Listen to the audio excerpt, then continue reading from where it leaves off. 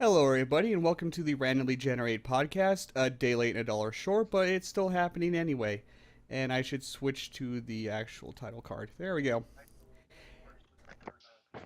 And we've got a little bit echoing. Hope that's not too bad.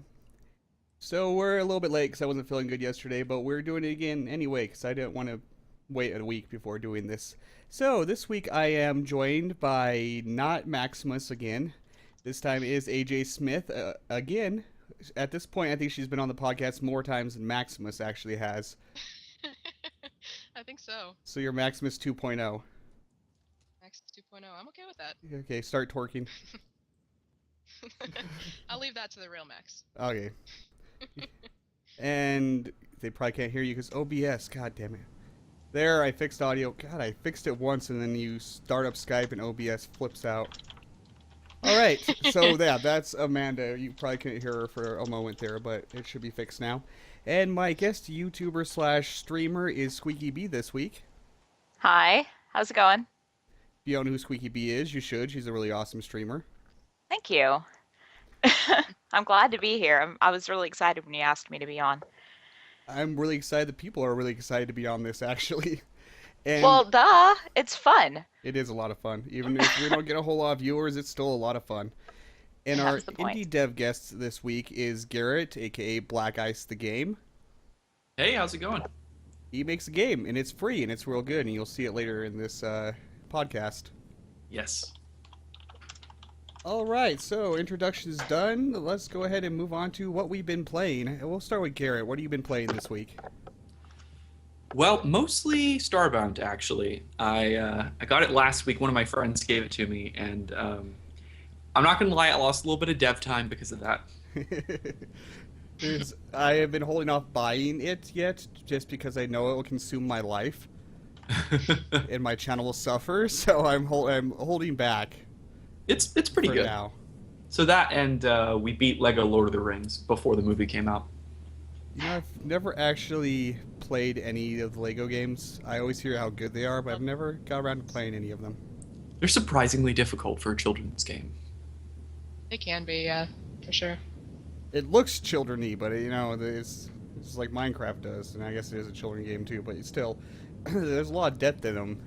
I hear they're surprisingly good for what you think the aesthetic would equal. Mm-hmm. Definitely.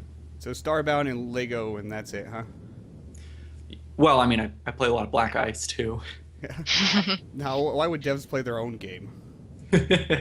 Mostly for testing, I'll be honest. But every once in a while, I'll just, I'll get a little carried away, and I'm just like, oh, I don't actually need to kill all of these things. Yeah. All right. How about you, SqueakyB? What have you been playing this week? Well, I guess if anybody's been on my stream, they pretty much know what I've been playing. Walking I Dead. usually I saw only, that last night.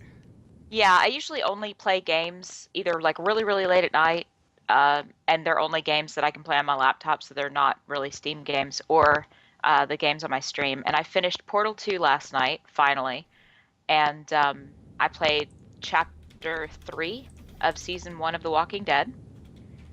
And I've played a little bit of Assault Android Cactus, but I haven't streamed that. So Saw Android Cactus is real good. I love it. I can't play it very long. I'm having the same issues with it that I was having with Black Ice, but I play it in like 15, 20-minute intervals and then I quit. And I just keep going back to it. I'm like, I have to do this. I have to S plus this level. So If you can have S plus any level, you're doing better than I am in that game. So yeah. the new, OCD for the win. the new character is really interesting, but I cannot use her effectively at all. Yeah. Her death yo-yo by far has the highest skill ceiling of any of the characters. Yeah, Aubergine, yeah. What's the little dude's name? I forgot his name. I don't know. I just call it the death yo-yo. It- That's how it I don't know. functions. It's a yo-yo of death. I keep wanting to call him Gyro or something like that, but I know that's not right. That would be fitting, Oh, well. though. That would be fitting. Yeah, it would. It would totally be fitting, but I don't think that's right. Oh well. Yeah, but I'm sure I Chad haven't will tell actually us in a unlocked second. him. I'm sure, yeah, when they catch up, they'll be like, guys. Hilo, that's it. Thank you, Hilo. Ginger. Yep. I was like, it's Always like count on something Chad. that spins. Something that spins. That's all I remember. Oh, thank you, Alder. Yeah. But yeah, that's all that- I've been doing. Is that a Battlestar reference, I wonder? I don't know. Good question. I probably should admit publicly, but I've never seen a Battlestar Galactica myself, so. No. So I Oh, I don't watch it is a a lot good of TV. show. I don't It watch is a good show. Don't watch it on TV. Well, I don't actually. I don't even have cable. I use Netflix, Hulu Plus, and stuff.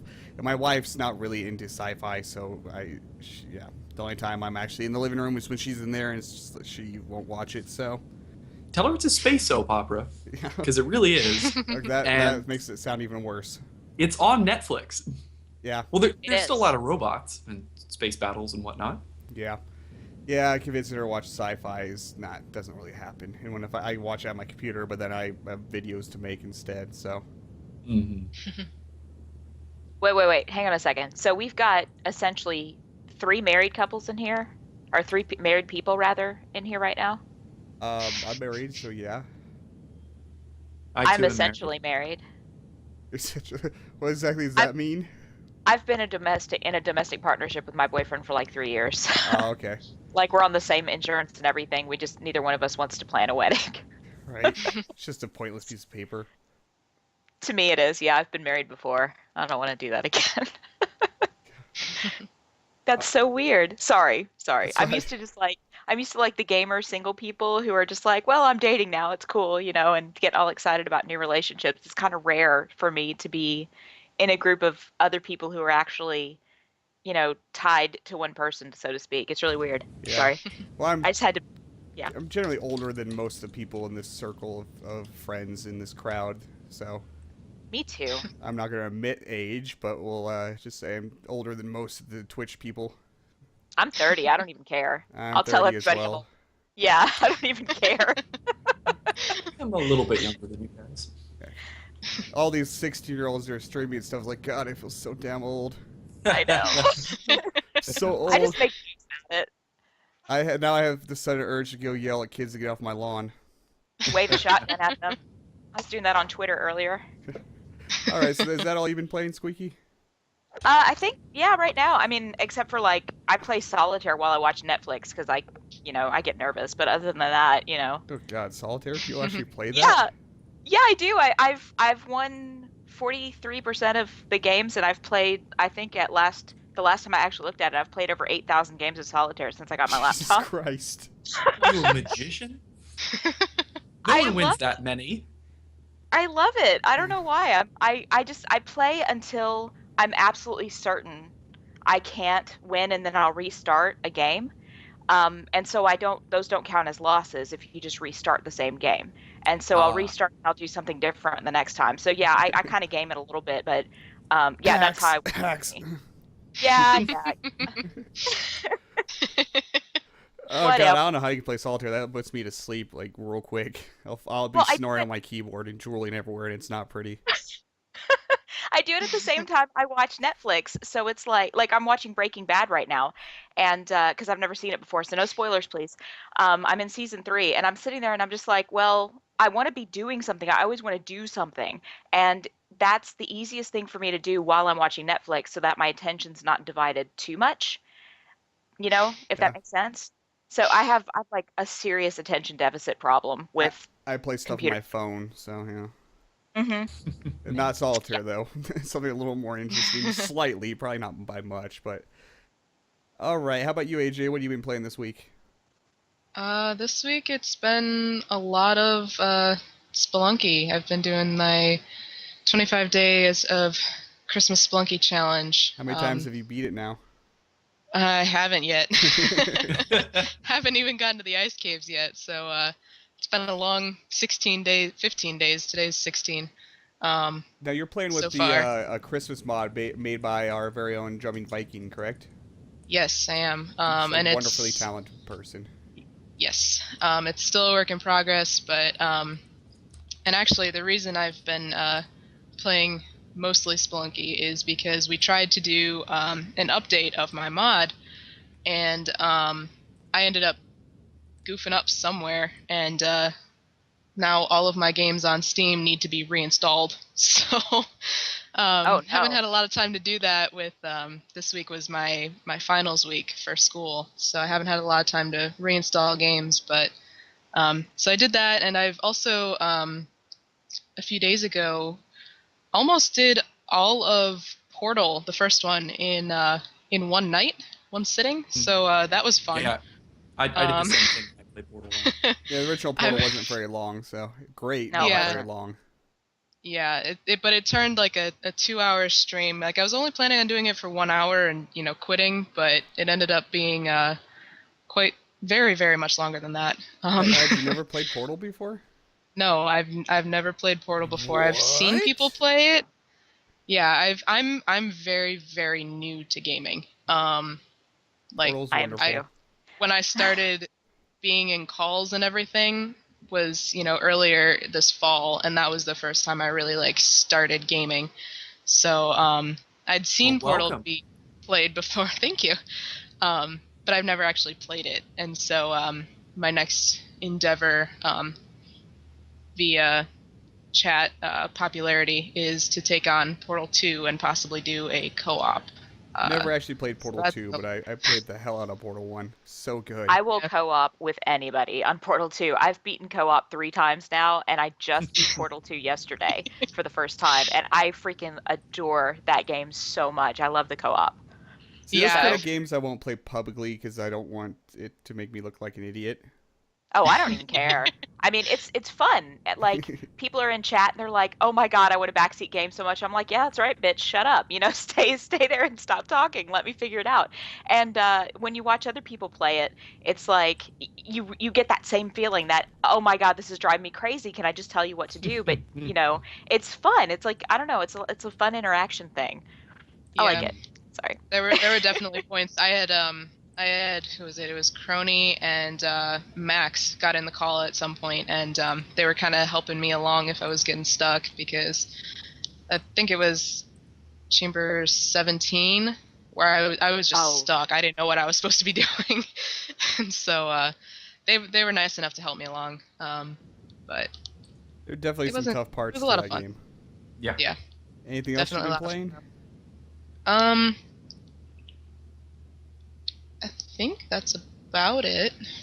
It's been For the a most slow part. week for most of us, apparently. Yeah. Well, Mine's I'll be actually on Christmas break now, so I'll be definitely having a lot more games happening.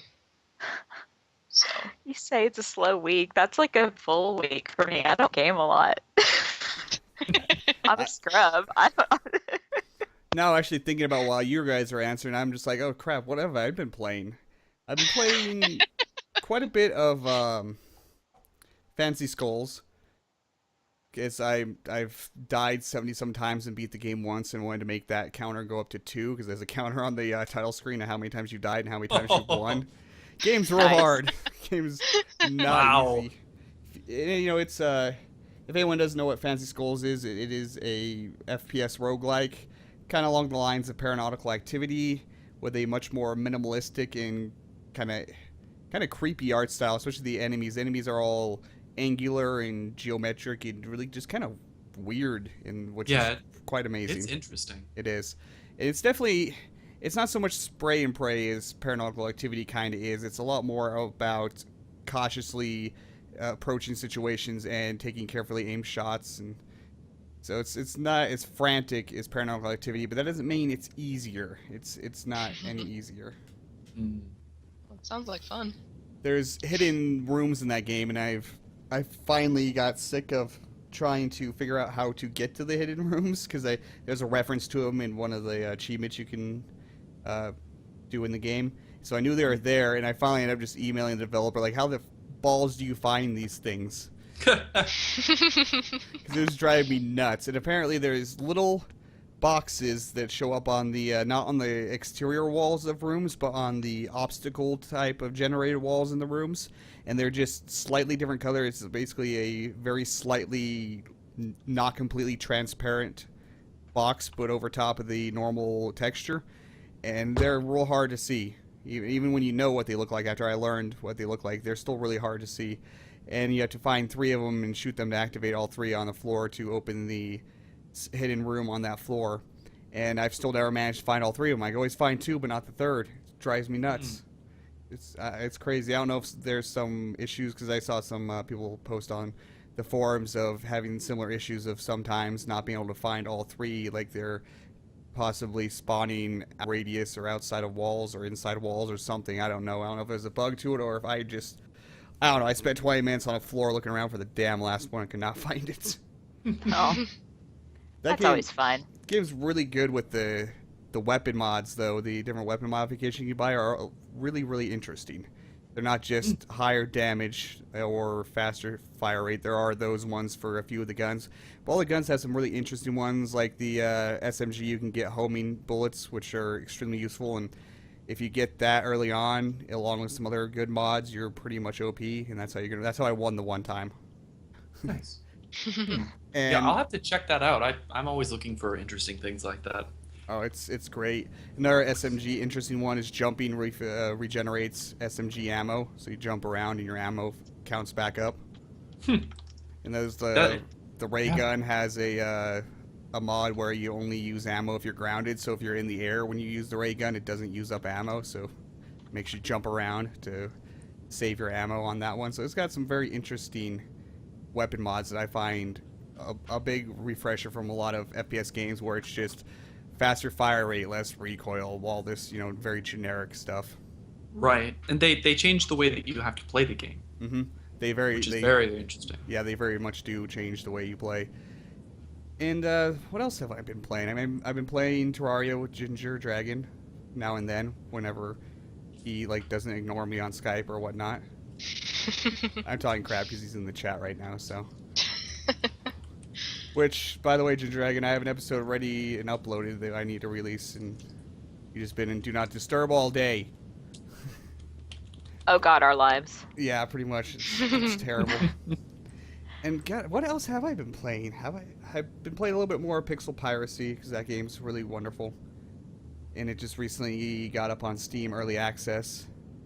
And not much. I've been watching a lot more videos than I should have been this week. I haven't been putting out very many videos of my own because I've been watching videos and playing Fancy Skulls. I'm really slacking this week.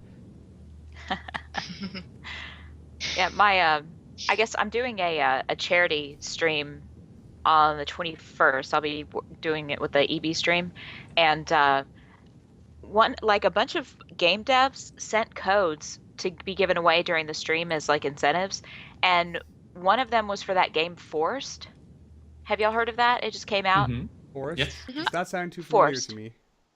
Well, I've seen a few people play it on stream, and it's really neat. But essentially, you do co-op, and it looks like Torchlight with puzzle elements and actual multiplayer and stuff like that.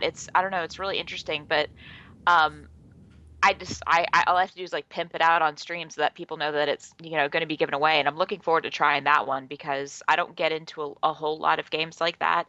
I do like Torchlight, but sometimes it gets boring and really repetitive. So having puzzles to solve and stuff, because I like puzzle games, seems like it'd be a great addition. I just didn't know if any of you guys had tried it out or anything yet. I'll have to look that up.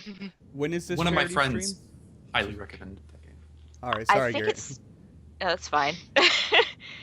It's starting on, I think, the 16th. I'm a terrible streamer. I think it's starting on the 16th, but if you go to the EB stream here on Twitch, you can see the schedule and whatnot. Let me see if I can pull it up so that I can tell you guys correctly, because otherwise I will feel terrible. And drop the link to that Twitch channel in the chat. Okay. People can find it, but it's twitch.tv/what? The EB stream. The EB stream. Okay. Yeah, I was just going to go ahead and post it in the chat since I already have the page up. Yeah, I'm just saying out loud for the people to watch the VOD on my YouTube channel. Oh, gotcha. Okay, derp. Yeah, it's always nice for them. Oh, it's December 18th. It's Wednesday. So, yeah, How many 2 copies days. did they to give start. you of that to give away? 2. Ah. And they'll be given away during my stream, which is from 6 to 9 p.m. Eastern on the 21st, which is a Saturday. I will So- maybe be there. I don't know what I work. I don't know. I'll tweet it out. It's not a big deal. I basically mentioned it to mention the game. I didn't mean to be like, "Hey guys, come to the stream. I'm gonna be streaming. Come on, guys." Chill all you want. It's a charity stream. Chill that all you Yeah. want. But it's for the children. It's not Exactly. child's play, but it's for the children. All right, so I think that's about all we've been playing. Let's move on to news. What is there for news? The YouTube apocalypse. Oh God. Yeah. Yes. God. Why is it every one of these damn podcasts I have to have something YouTube related to rant about? God damn it. YouTube, quit screwing up. I want positive news. But it hasn't actually hit me. I haven't got any content ID matches because I cover only indie games. So some indie games have been getting content ID matched, but none have hit me. But a lot of people have been getting tons of content ID matches because the content ID system is horribly broken and extremely abused. And previously, they never had to worry about that because previously, if you're with a multi-channel network, the content ID system left you alone. That was one of the primary benefits of being in a network. Well, now with the network changes, affiliates in networks, which the change doesn't fully go into effect until next month, until January. But they've already started it with the content ID system, letting it loose on all affiliates in networks. If you're a managed channel in a network, you still don't have to give a shit about it. But a lot of people are getting slapped with a lot of content ID matches, which a lot of misconceptions of what content ID matches are. They are not the same thing as copyright strikes. 3 copyright strikes and your channel is shut down completely. Content ID matches you can have infinite amount of. It doesn't matter. It matters, but not for your channel's longevity, not for your channel being killed. But content ID matches, what that is somebody puts something in content ID match system that it matches to your video, and because of that, then that money from the monetization on that video goes to whatever person put in the content ID match. So all your revenue from that video is stolen from you. Yeah, there's a fear from a lot of people, and I share it because I'm actually starting my YouTube video in January, or YouTube channel, I guess, in January, my new one. And there's this fear that people will be creating accounts just to make false content ID claims, because if they can't find an owner anywhere else on YouTube, all they have to do is have an account on YouTube and make that claim, and they won't be punished for it even if it's found that it's fraudulent. So they can do this as many times as they want. No one goes and claims an individual video. It's an automated system where certain assets, be it music, cutscenes in games, game trailers, those are loaded up into the content ID system by somebody. Assumably by the copyright holder, but that is not always the case, and actually maybe half the time is the case.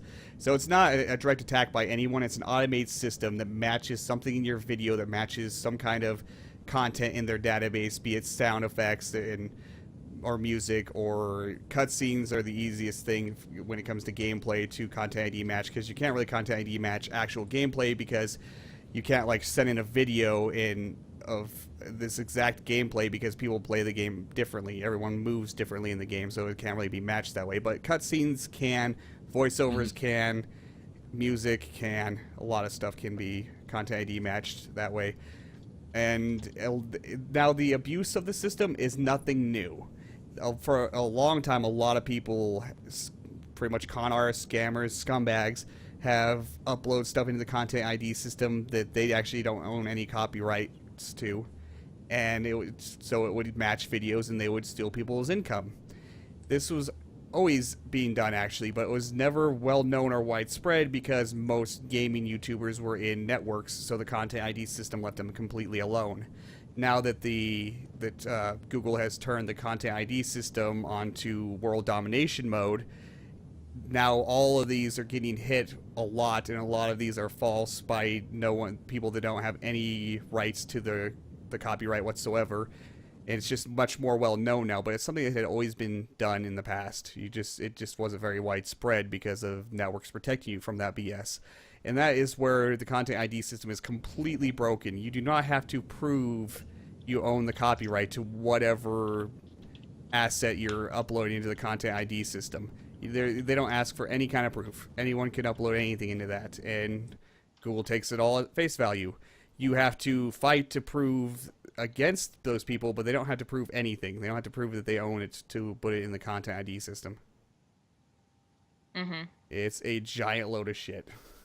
Yeah, it seems like the bar to being able to put stuff on the content ID system, which Google actually has to pay money to actually go and scan all of these videos, that's where the proof should be. The burden of proof should be that you own that content. Yep. The burden of proof definitely should be on the attackers, not the defenders. Yeah, exactly. And unfortunately, that's not how it works.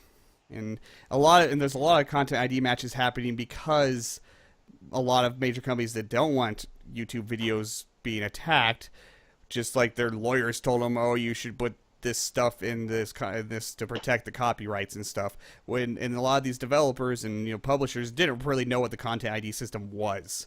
But now that it's been unleashed onto all the gaming YouTubers, they're like, we never wanted this to happen. We just put it in the system because lawyer people told us to, and it never caused problems before, but now it is. Having worked in law offices, I've worked in 4 law offices now, I think. I can say with a fair degree of certainty that most lawyers literally don't think about the fact that it might come to pass someday. They're acting on advisement of the company wanting to lose as little money as possible, and they know that they're going to lose it somewhere, but it's totally a CYA.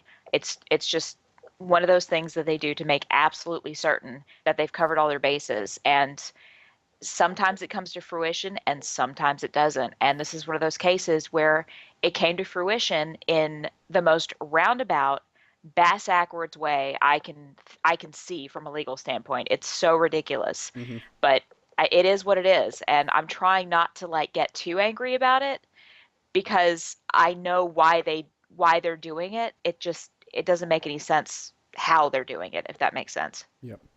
Yeah, the publishers and a lot of the game developers and publishers and AAA companies didn't really even know what Content ID actually was. Mm-hmm. Since it would never really bother the gaming YouTubers, because 95% gaming YouTubers are in networks. So because of that reason, because we're told that to protect yourself from BS copyright stuff, you need to be in a network, and that's why all of us are in networks. And now networks are utterly useless unless you're a managed account. And RPM, I want out of my contract. Jackasses. That's all I'm going to say about that. Their support is real slow.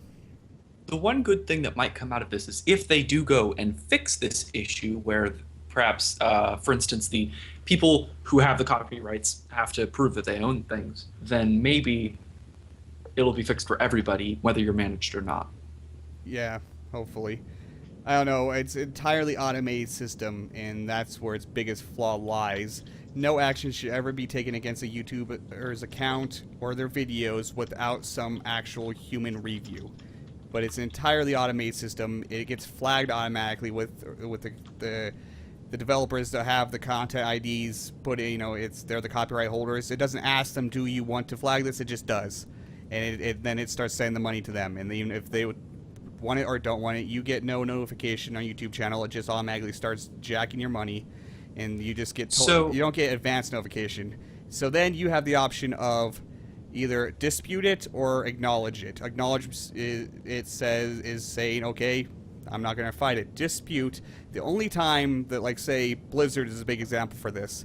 This started happening, and Blizzard has no way on their end to go and see all the videos that got content ID matched and sent to them. There's no list for them to just go in there and click cancel on all of them. The only time they get a notification about anything is if the person that gets content ID matched disputes it. Then Blizzard gets a message that it was disputed. They can agree or disagree with the dispute, and most of the time they'll just Blizzard right now is just agreeing to all disputes, and then it clears up.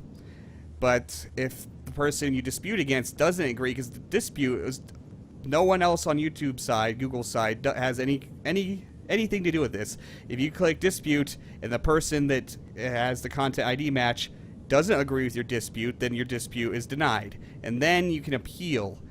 Appealing is the only time an actual human on Google's side gets involved, and appealing is dangerous because if Google decides you're in the wrong, you get a copyright strike from it. Mm-hmm.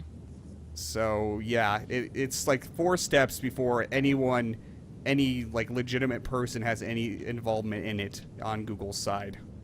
Sure. And Google is trying to lower their costs, and that's why, all of this is automated, because it would be horrendously impractical for them to check every video whether it's acceptable or not. Because, they get, days and days of footage uploaded every second.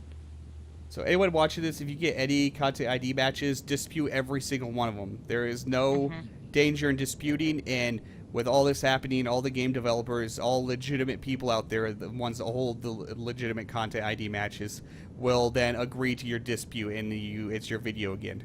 Like, if they don't even know your video got content ID matched until you dispute it. And I actually just want to kind of point something out too. There are people that are being dicks to each other because of this whole thing coming about. Like, I hope this person gets hit. I hope this, because they just annoy me. I don't like this person, so I hope that their stuff gets pulled. Like, people make their living, you know, making YouTube videos, or they make a supplemental income, or they do it because they really enjoy it and the money's a perk. But if their channel gets deleted, they won't get to do what they enjoy, regardless of whether they get paid or not. And just be understanding. And if you don't like someone, do what the rest of us do. Don't watch them. Ignore them. That's you really know? scummy. But again, there's no chance of your channel getting deleted because of content ID matches. It's not going to happen. Well, I know, but I'm just saying, like, people are using, like, you know, when Twitch fails, everybody takes out all their anger on either the streamer, or they'll be passive aggressive toward Twitch or towards Twitch support. They take it out on people that honestly don't have anything to do with it. And it's like, I saw a tweet today, like, I'm not PewDiePie's biggest fan, but I just don't watch his videos because I just don't care. Exactly. And somebody tweeted today, I hope PewDiePie gets hit with all this stuff and disappears off the face of the earth. And I was like, what in the hell is that? That's Like, jealousy can we is what not? that is. Exactly. I'm like, if you're gonna be that much of a dick, just get out. Yeah. We don't need you here making the rest of us look bad. I agree with you 100%. All the hate towards certain YouTubers, because, you know, and then their fanboys retaliate with hate, but it's stupid. If you don't like a YouTuber's content, don't watch it. Then they have nothing to do with you. Yeah, it's pointless. It's idiots is what it is. I agree. I don't like PewDiePie's content, so I don't watch it. Do I hate the guy? No. Do I wish I was successful as him? Sure. But I don't hate him for it. Exactly. I'm just like, okay, guys, just calm your tits. It's cool. Yeah, they have nothing to do with your life. If you don't like their content, don't watch it, and they have no effect on your life. You know, it's stupid. I don't get it. Well, that's not how people work, though, is it? Not the internet people, at least. Well, and I think that's kind of a misnomer too, because I personally have seen more good come out of the internet by, you know, avoiding people and things that I know are either going to breed jerks or things that I don't like. And if I know this sounds like kind of a hippie concept, you know, like, oh, let's all smoke weed and make daisy chains for our heads, you know, but if you don't go around things that piss you off, you're less likely to encounter jerks, because chances are really good that the things that piss you off piss other people off, so they're going to be arguing about it. So just leave it alone. Just go find something you like doing, you know, and have fun, because that's what we're supposed to be about, right? Exactly. Like, that's the thing I don't understand about all of this, like, hate and oh god, because we can avoid it. We can actually avoid it. Yep. It is possible. I try to as much as I possibly can. Yeah, same here. I just can't. I don't have time for that. Yeah, no kid, I have much better things to do with my time than deal with that kind of stupidity, yeah. So that's the content ID match system, the so-called YouTube apocalypse, in which, you know, it really isn't. But it's definitely broken. The YouTube apocalypse, if that's going to happen, that'll be next month when the rest of the changes to how networks work go into effect. But when you start having to have all your videos sit in the queue for a week to be approved for monetization and that kind of nonsense. So yeah, that makes no sense at all. Yeah, so it would make sense if the video went up immediately and then you had to wait for the monetization to come through. Well, afterwards. you can put the video up anytime, but if it gets for be able to monetize, then it has to get reviewed first, and you don't know how long it's going to take. And putting a video up not monetized, most of your views come within the first 24 hours of the video being released, most of the time.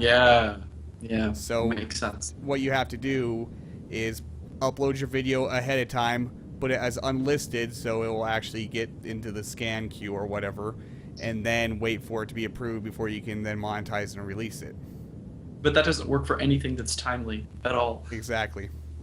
And this isn't something I deal with because I don't do AAA, but AAA, getting videos out about AAA games after the embargo releases is kind of a big deal. It's a very competitive area of YouTube. So anyone like Toll Biscuit that has a managed account, has a distinct advantage over anyone else that doesn't have a managed account, a managed channel. Because they can just release and monetize instantly, not without, like everyone is currently. They get to keep those benefits if they're in a managed channel, which, you know, channels choose who they decide is an affiliate and who is a managed channel, and 99.9% of channels are affiliate. Only the biggest of the big are managed accounts. So they have the ability to release it instantly, where everybody else has to wait for the monetization approval. So that's very much the rich getting richer and the poor getting poorer in that kind of situation.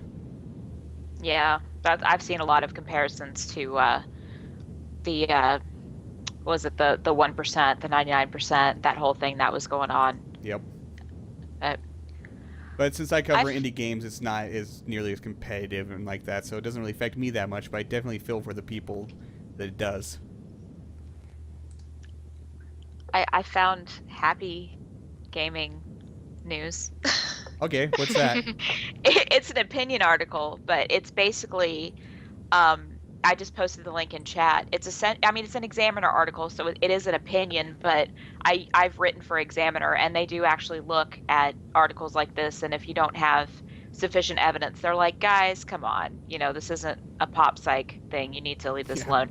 But once again, as with the release of any violent video game, they're talking about the release of GTA 5, and oh my gosh, is this going to wreck our children? Is this going to be terrible? Is everything terrible? Like that whole thing that happens where people just worry and everything.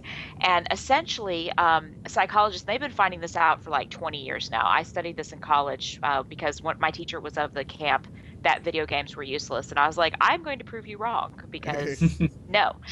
And they essentially found that video game playing has numerous health benefits. Sometimes when you're playing games, you actually feel the benefits of aerobic exercise, which didn't make sense to me until I started playing horror games, and I was like, oh, that makes sense, you know. and your hand-eye coordination, all the usual things that come through. And when you're playing games online, despite all of the people that curse and act like idiots on Xbox Live, as we've heard about, it actually improves your social skills. And I think, like, theory-wise, I think that's a big reason why, and I've noticed an uptick in people who do have autism and other, mood disorders like, depression, anxiety, bipolar disorder. It's so much easier to relate to people who are doing the same thing as you, even if they're not living the same life as you, even if it's just for, an hour at a time. And that makes you feel better. That helps. It's like a kind of a form of therapy. And it also helps you to relate to people, in real life, because you kind of get practice talking to folks about a common interest, and then you learn how to bring that up with other people. So I thought that was really cool. I'm glad that they're still studying it, and they're still saying, guys, the video games are not that terrible, just shut up. I'm so glad that they're still doing that. There's always been proof against that too. One, gaming is definitely stress relief. A good statistic you can look at, though, is in Japan, their violence in video games is more prevalent than it is here in America. And at least from studies I've read, they say it is, and their rate of violent crime is a lot less than ours. They usually report gun-related crime more so than they do other types of crime, and Japan's crime rate is actually really, really high. But they usually relate gun-related crime to video games, and that's the comparison they make because of the FPS type things. Because you don't often attack people with a butter knife in a video game, But that is actually maybe you don't attack people with butter knives. I said generally. I said you don't generally attack people with a butter knife. There are exceptions. I've wanted to cut a bitch when I've been at a restaurant before, But they don't, they don't report that kind of crime because it's seen as an anomaly and it's not seen as a quote normal means of violence, and so they don't really report that. But Japan's crime rate as far as guns is lower, but their overall crime rate is actually per capita is pretty. But the video games don't have anything to do with that. I was talking violent crime, so. Well, How about now general crime? I don't know. Maybe they shoplift more. Who knows? Oh well, yeah. That's they're different, but yeah. As far as per capita as it relates to video games, there has statistically been absolutely no link between the two of them, and the only link that's been found is the prevalence of news reporting. Yeah. That's literally the only link that's been found. Well, I mean, which there's another thing that's hilarious. been found because as the rise, even in America, I don't remember where I saw this study, but in America, the rise of the video game culture, the violent crime per capita has actually decreased. Now, people say It's there's been so going much to- more yeah. crime, but it's also so much more population than there was back before the video game era. So, but per capita, it's been on a decrease. Yeah. Yeah. Crime's been going down for a long time. Violent crime, at least. Yeah. And right. Thank And- goodness. It just But sounds like more because all there's of more this is- people. Right. All Yeah. of this is again that old people are always afraid of what young people are doing, and old media is always afraid of new media. Exactly. You know, we saw this with radio, we saw this with television. Yeah, Now rock we're seeing music's video destroying our games. youth. MTV's destroying Exactly. our youth. Comic books are destroying our youth. Yeah. Right. My dad- Yeah. Comic books were a big deal as well.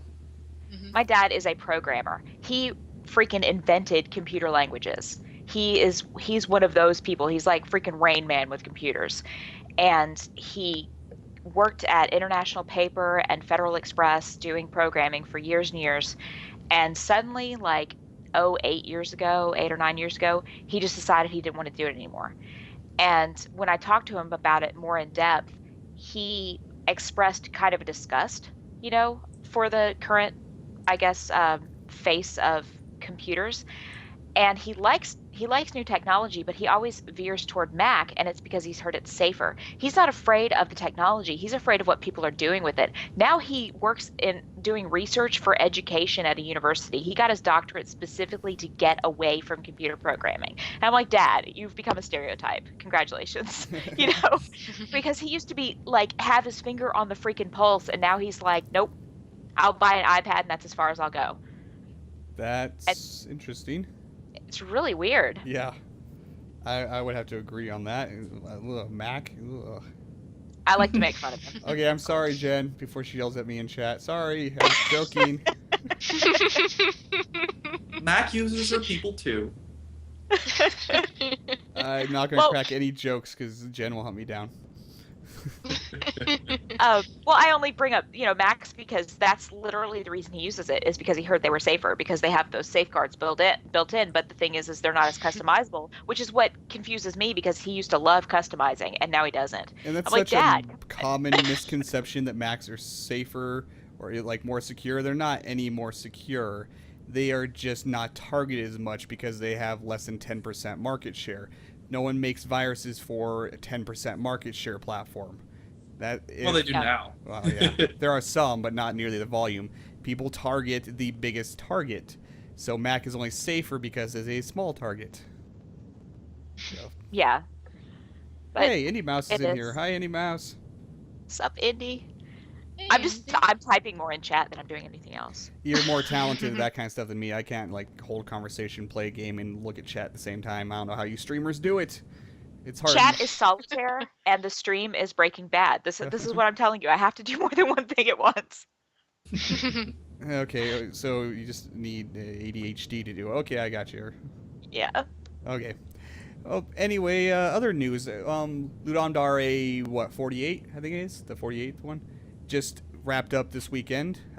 Is that how you pronounce it? Yes, Ludom Dare. It's actually Latin for to give a game. Ah, okay. I had no idea. Yeah, That's and a no very matter how you pronounce it in a YouTube video, someone will always say in your comments you're pronouncing it wrong. If you pronounce it Ludom Dare, the people are like, it's not that, it's Ludom Dare. If you pronounce it Ludom Dare, they're like, it's not that, it's Ludom Dare. Well, no, it's actually Ludom Dare. Anyone watching this on my channel, if you think otherwise, you're wrong. Okay. We'll just go with that, but... So that just wrapped up, and I love Ludom Dares and all other game jams. Good friend of mine, Jim Shepard, he was on the Randomly Generated podcast a couple episodes ago. The developer of Dungeon Mans, he was working on something that every year it goes by a theme. This year's theme was you only get one, so Yo-Go was the theme apparently. They didn't want to make it YOLO, they made it Yo-Go. You only get one, so I expect there to be a lot of roguelike-y things from that theme. But he was going more literal with the theme with a space shooter where like your ship is a 1 and you collect ones, and the ones make your ship bigger and better by adding more ones, because all the ships are actually like pixel arted ones put together into a ship shape, and it's really interesting. I haven't got a chance to play any of the Ludom Dare games yet, but I'm looking forward to playing that one. Robot Loves Kitty was making one that I saw a screenshot of that was real weird. It's like Victorian gentleman cats. They're like Victorian dressed gentlemen with cat heads. It's like literally just cat heads photoshopped on human bodies and doing pistol duels and slinging cat-themed Victorian age type insults at each other, and it's like QWOP type of controls trying to aim and fire at it. That's what I know about so far. I need to play that. Robot Loves Kitty. Those two are amazing. And I didn't hear anything on Twitter from Paul Greasley, aka Farmer Gnome, which he usually competes in all the Ludom Dares in the last several years, and his games are usually among the best, in my opinion, from those game jams. But I didn't see anything from him during the weekend, so I don't know if he was just doing radio silence or if he skipped out on this one. I need to look into that. But so there's a lot of cool games to go and play that are free. Just Google Ludom Dare, you'll find it. I don't know, link. I posted the link in chat. Yeah. Okay, you're on top of that. But tons and tons of games, and some of them really interesting. I like when developers like Jim Shepard take a very literal, clever literal use of the theme rather than what the first thought of the theme is, you know. So I like it when they get clever with it like that. So I probably be covering several of them on my channel over the next few weeks on my Free Game Friday series. So that was some good news. You know, free indie games, nothing wrong with that. Definitely not. I believe you can download the source code for any of those games too if you want to see what people have done. Which would make no sense to me at all. No? Yeah, that doesn't. I thought that, well, I know you yeah. have to submit your source code. Actually, you know what? I think so it's usually bifurcated into two different competitions, right? I could be there's like completely a wrong. 48-hour and a 72-hour competition, yeah. Right, and I thought whichever one, the 72-hour one is the more serious one, and I believe you do have to submit your source code, although maybe it's not downloadable to the public. Because they're trying to prove that you only made it over that course of time, Yeah, right? I don't know if they are. I never looked, but again, if it was downloadable to the public, looking at that would mean nothing to me. So that's what my point was. You get code, okay, sure. It's a lot of numbers and shit. You know, it makes things happen on my screen. I like it. The submission hour is actually ending in 11 minutes. For the 72-hour one, yeah, it ended last night for the 48-hour one. The 48-hour one is where most of the action is from what I remember the previous years, but I don't know. I wonder if you, do you have to choose which one you enter at the start, or if your project then ends up going over, you're like, oh, never mind, this is 72-hour comp one, not the 48-hour. The rules are much stricter for the 72-hour one. So I think people generally do choose previously, and I think you have to register one or the other. I always wondered that if you go over and you're like, oops, never mind, it's for that one. I always wondered if you could do that, but I expected you probably couldn't. I suppose if you registered for both as hedging your bet there. Good plan, good point. Yeah, more free games. It seems like the 48-hour one is definitely a lot more rigid as far as the rules are concerned. The 72-hour jam it seems like it's just like, okay. Oh, you're right.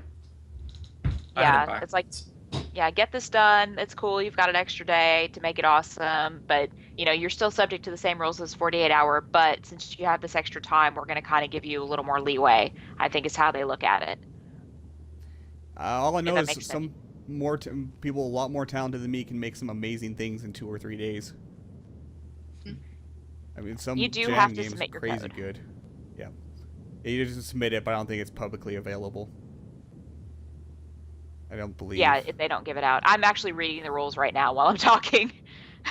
And, game jams, there's a lot of different ones. Ludom Dare is just like the most well-known one, the biggest one, but there's plenty of game jams every year, like 7-day FPS, 7-day RTS, 7-day roguelike. There's a lot of game jams every year, and a lot of really cool stuff comes from those. I believe that the Reddit/r/GameDev has a game jam schedule, and you can go and see when the different game jams are taking place. Yeah, there's so many of them. There are. and it's crazy what people can do in 2 days and give it away for free. So, especially because they usually don't sleep during most of that. So that was some positive news. I'm looking forward to playing some of those games. So, anyone else have any other news topics? I have an extremely self-serving news topic. Let me guess. Indie Game of the Year. Yes. Go ahead and link it in the chat. So, BalckIce is in the top 100 on IndieDB for Game of the Year. I would very much appreciate votes if anybody is interested. You don't have to sign up or anything.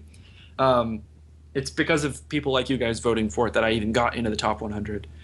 And, you know, if I win something, I can make the game better. So that's always good. What news. are the rewards, the prizes for that? The top prize I think is $1,000, which is significant. Yeah, definitely significant. Right. Yeah, I think it's all just cash. But honestly, you know, I'd just like to be recognized. Well, you should. It's a real good game, and that's a good time to transition into that game. Let me fire it up here. If I remember where I put it, there it is. There are 3 days, 21 hours, and 8 minutes to vote. Yes, that it does expire. And you can download it and play it for free from that same link. Mm-hmm. And also, we were talking yesterday on my stream about the mod for it that Garrett was kind enough to create. If anybody gets migraines from watching the original game or has like just issues with their eyes getting like extremely tired extremely quickly, he actually kind of cobbled together a really nice mod. We're going to work on it a little more to make it a little more easy on the eyes for people who do have difficulty. And I've got a comparison on my stream. I made a highlight out of it. So if you want to go check that out. It looks so weird. It does. It looks really weird. But to me, it's easier to parse what's going on. Yeah. And there's not as much stuff that bothers my eyes. I was actually able to play it for almost 2 hours, whereas I couldn't get through 4 minutes of the original. For anyone that doesn't know, that Squeaky's kind of a medical train wreck, so. I am a zebra. I am not a train wreck. I am a zebra. What exactly does that mean? Yeah. Oh, whenever you go to the doctor and you have multiple problems, the first thing they do is try to find a reason for all those problems to be happening at the same time. And the saying for that is when you hear hoofbeats, think horse, not zebra. Because it's like Occam's razor. The simplest explanation is usually correct. I am the opposite of that. Every time I go to the doctor, everything is different. It's caused by a different problem for a different reason. And my doctors have essentially given up trying to explain what's going on. Like, all of it is essentially caused by Lyme disease, but because the way that it happens, it's just, well, okay, so that happened, because my immune system just sucks too. So yeah, I'm a freaking zebra. So it's fun. You guys probably see a lot of bright colors on the screen right now. This is BalckIce. It is a kind of a, you describe it, Garrett. How would you describe this? Sure, it's a cyberpunk hacking game. So I call it a hack and shoot. So it's basically an RPG disguised as a first-person shooter. So it's kind of like Borderlands in that way. Yeah, very Tron-esque looking. Story-wise, you're a hacker, and this is cyberspace, hacking corporations. When you hack a building, you're hacking a corporation server. The enemies that pop out are their automated defenses kind of thing, and you steal money from them, and then also get programs to improve yourself, which I've been playing this a lot the last couple days, and it's been a while since I played it. There's a lot more to it than there was back when I made a video of it originally. But I have some pretty good weapons and stuff going on here. I was going to say, you're pretty high level here. Yeah, and a jetpack, which is really cool. Which I can use almost indefinitely with my current RAM regeneration. Nice. Oh yeah, 13 a second. That's pretty significant. Yeah.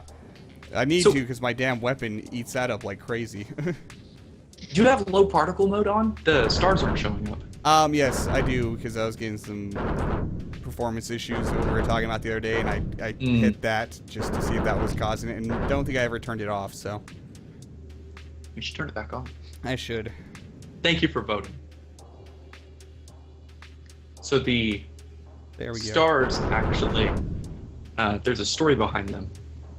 Yeah, they're very identical for stars. Right. So I mean, they're not supposed to look like real stars. What they are, actually, I don't know if you've been to Disney World before. No, I never But have. in The Epcot. yeah, in the Epcot Sorry. ball. Yeah, exactly. You know what I'm talking about then. Yeah, I got stuck in there. Oh no. The ride stopped at the birthday song when they were in Futureland. They were singing "Happy Birthday" for like 20 minutes. It was terrible. Oh, that would be horrifying. That does sound pretty horrifying. Sorry, continue.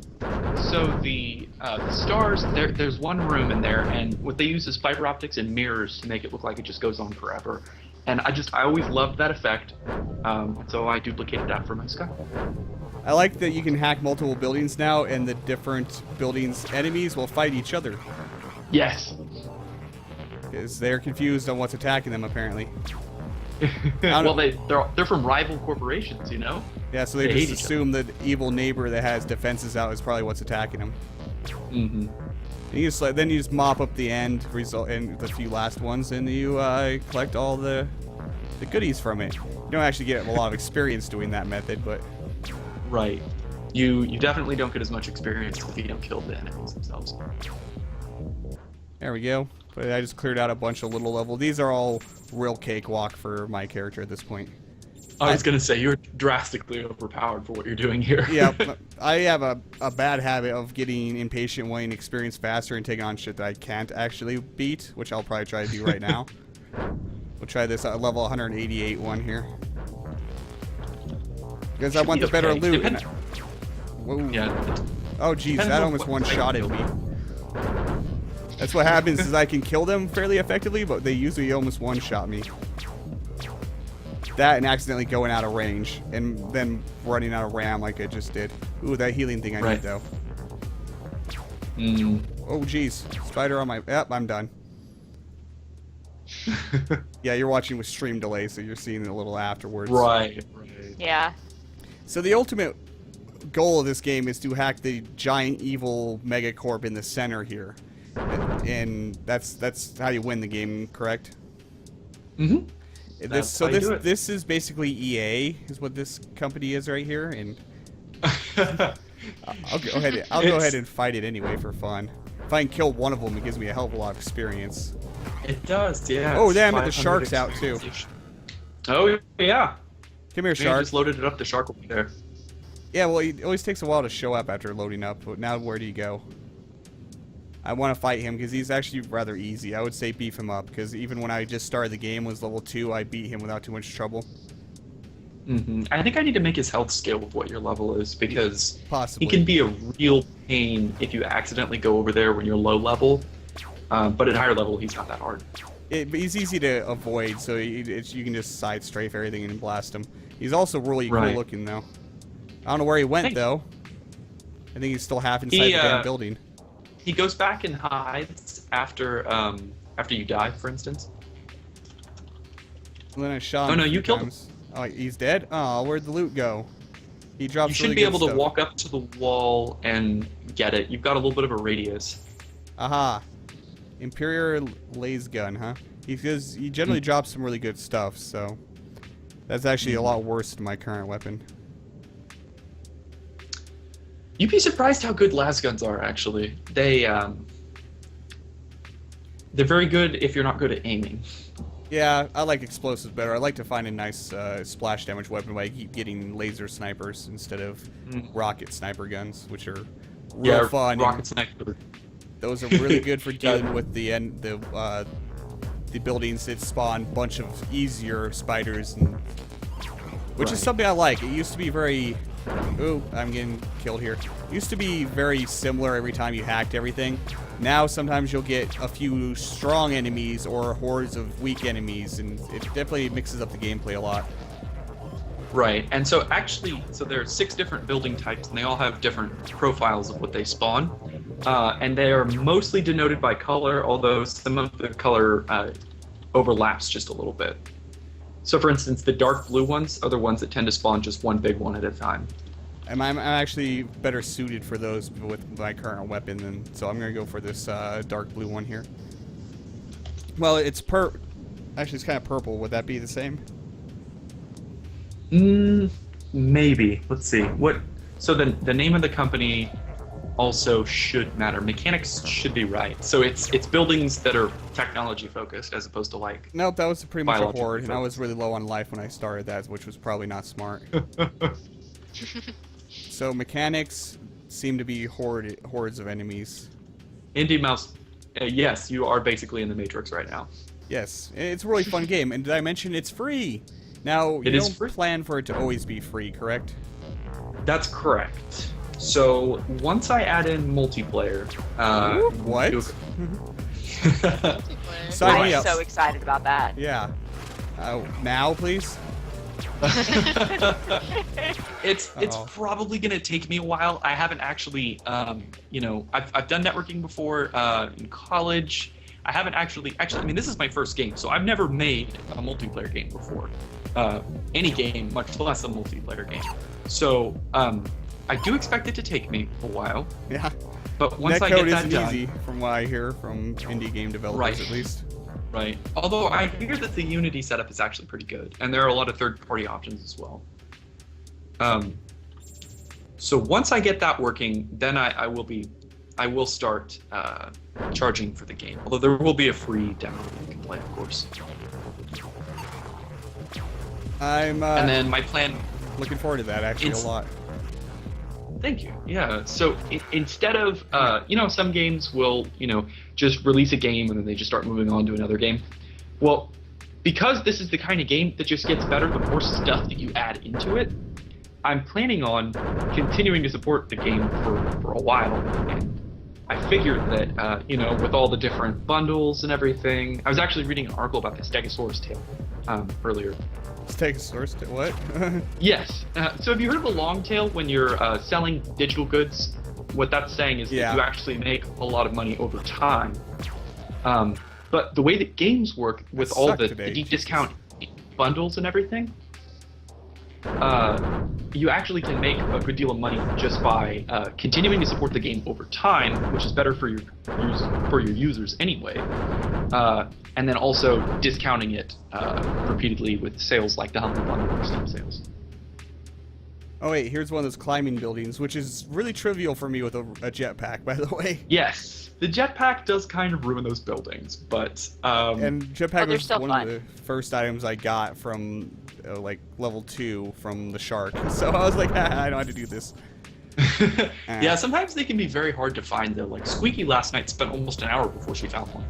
So I just got stupid lucky. It's got the random generation I can't talk today. Random boy, it's the name of my Generation. goddamn podcast. Why can I not say it?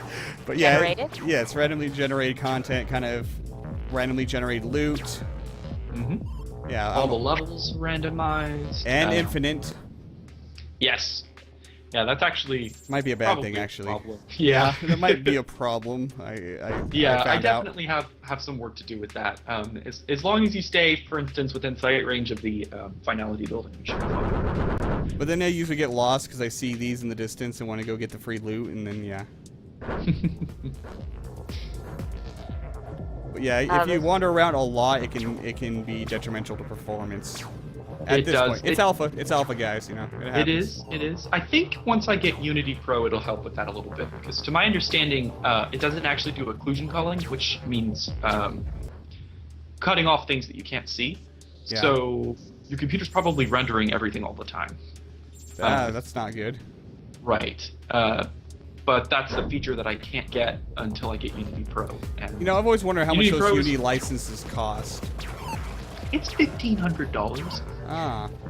Which You're not is- making that with a free game, but you can't sell this game at this point anyway because you're using a license that doesn't allow you to sell the game, correct? Actually, you can totally sell the game Oh. on Unity free.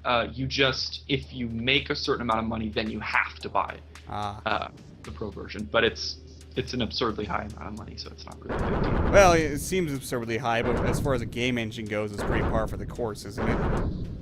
That's a good point. Well, what I meant was absurdly high is the amount of money that you have to make before you have to buy. Oh, I see. Yeah. You have to make like $100,000 or something. So. And at that point, you're like, okay, here, I have my pocket change for the license. Yeah, exactly. It's like, who cares? Yeah, all right. You're going to complain about that at that point, then yeah. But then again, if there's features that you need in Unity Pro, then it's a little more important than just how much money you made. Right, right. Like, for instance, I'd really like to do a bloom effect to make everything actually look, you know, like it's glowing. And I'd like to do, you know, like, just think of, well, I can't think of Paranautical Activity. It's made in Unity as well, but it's got lots of lights that color everything around them. Yep. That's I play a the lot sort of of Unity thing. games, actually. Unity is pretty amazing, so... Yeah, it's been really great. I mean, I just started learning it in June when I started making this game, and it's fantastic. I'm What sure was there's your Unity haters out there, inspiration? but... For the My game, I didn't ask inspiration? that last. Yeah, I didn't ask that last night. What is your like? Because you're like, oh, I just started learning to code in Unity when I started making this game in June. It's like, oh, well, what inspired that level of? Let me just learn this computer language and this program and just make this game. Mostly Neuromancer, actually. So that's What a William Gibson novel Oh, I was called like, I've never heard of that Neuromancer. game. Yeah, let me link it in the chat. I've actually heard of that. Yeah, it is the prototypical cyberpunk book, and it is just phenomenal. Cyberpunk is a theme that I do quite enjoy, so... Yeah, if you haven't read Neuromancer, you should. Read? What's that? I play video games, man. Oh, it's like 100-page, 271. They're short pages. Don't worry. You can burn through that book. Do not worry about I that. need to start putting some of my talent points into more defensive type stuff, because these things Right. hurt a lot. Yeah, right now the only defense you can get is health and then maybe movement speed. Yeah, I need both. Yeah. Oh, good, I leveled up. With something. The health doesn't seem to be actually that great of a point use, though. It's like 15 health. That's not that great. By Yeah, how much maybe I damage should these buff things do. that. Maybe Yeah. make it a percentage based. I don't know. So, That's a good idea, actually, since the damage that you can get is percentage based anyway. So yeah. that percentage would scale with your base health, which increases from levels and items and stuff. That's a good idea. A lot of other stuff is percentage based, so why not health, right? It's 15. Yeah, At early game, 15 seems significant, but then after you start getting to about 100 difficulty higher, 15 is pretty insignificant. Right. Although I don't if know you're if not you s- fighting blue buildings, you end up with smaller enemies that do less damage per shot. I like the don't know bigger if you s- enemy ones, though, because my weapon isn't as good for hordes of enemies as they are for single targets, so... Go ahead, Squeaky, or AJ. Never mind. He answered in the chat. I was trying to make sure that Jen's question was saw, or seen was saw. Oh my god, my brain. What was she asking? I'm too busy trying to not dead to actually look at the chat. If BalckIce had watched Leverage. Okay, I've never actually seen it, No, so I I can't haven't. really comment. I have not seen this at all. I've heard of it. But... Yeah, That AJ's hurt. like really Ooh. I've quiet. watched a few episodes of it, but I don't know if I've been picking up anything of use. Probably not. Well, if you haven't looked. No. Well, AJ is Neuromancer. Have you read Neuromancer? I haven't, no. Oh, okay. But Is Leverage kind of a cyberpunk type thing? The show looks Oh, terrible. Sorry, I'm Jen. sorry. I'm sure it's good, but wow, it doesn't look good. Probably just insulted Jen's favorite series. I'm sorry. that's one of her favorites. But yeah, I mean the show's not bad. It's not usually the type of show that I watch. I would usually Oh, that's the I wrong would usually button. watch because I just tried to hack a shop. Jen That's going to would end watch. poorly for me. Yeah, it's got a hacker in it and everything, but that's cool. Yeah, I didn't mean to accidentally. I accidentally hacked this shop, so this is going to be my death. Yes. Fly away, fly away. I Although, like if you're able to hack it, you can get lots of loot from that. yes, and a good experience. Oh, geez, they're all over the place. I could just run away and end the hack, but I kind of want the experience from killing these guys because it's good experience. Yeah? Nope, I'm out of RAM. I'm just going to run away. Okay. Oh man, when you get multiple shielding enemies at the same time, that's nasty. really rough. Yeah. It is Because real they nasty. each double the health of everything around them. Oh. I didn't know exactly how shielding worked. You know, this game's definitely a lot more variety to it than it used to be, but it definitely does get a little monotonous after a while. Not to like insult you or anything. It's definitely alpha, but I would definitely like to see more stuff like the shark. That actually surprised me a lot when I load up this build. Because I was like, wait, what is this? Where'd this come from? I'm not hacking anything. But it'd be really cool if you could like run into other hackers around the world too. Like find them hacking something. You can either like try to help them or backstab them while they're in the middle of a hack. And Yeah, that would be interesting. that would be. When it's not extremely common to find them, I would hope. Like maybe a couple hours of gameplay, you'll run into 2 or 3 of them. But Yeah, it would be difficult, I think. I'm trying to think how I would do that.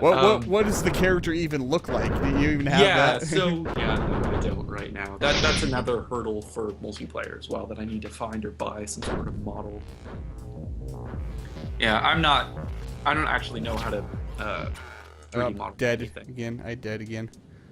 Damn it. If you don't know how to 3D model, your enemies look pretty good. Though I will say when you have them fight against each other, the enemy models go a little wonky. They do sometimes. They tend to stack up on top of each other, I think. Or like the floating ones turning vertical and like facing up and stuff. That like it's a little strange. Yeah, they always face their target. And that started happening once you gave the enemies the ability to climb, I believe, right? So they're looking up at each other. Correct. So yeah, that gets a little wonky, and there are definitely still some things that I need to hammer out here. Oh damn it! I canceled the hack accidentally. But yeah, I'm always adding more variety. I'm adding a new building type, which I have a GIF of it if you guys are interested. Is that the one with the spider flying off of it? No. Okay. But you need to link that too because it's hilarious. You've linked that one quite a bit in Twitter. It's Oh my awesome. god, I it. love this GIF. I've been trying to do this since I started using the spider model, which I didn't make these models, by the way. I acquired Asset them. store. Yeah, basically. That is one of the bigger advantages to Unity is the asset store. I'll be honest, that's actually a big boon to a lot of developers, and you have a lot less games that are lovingly referred to as programmer art. Mm-hmm. So yeah, you get a lot less of that.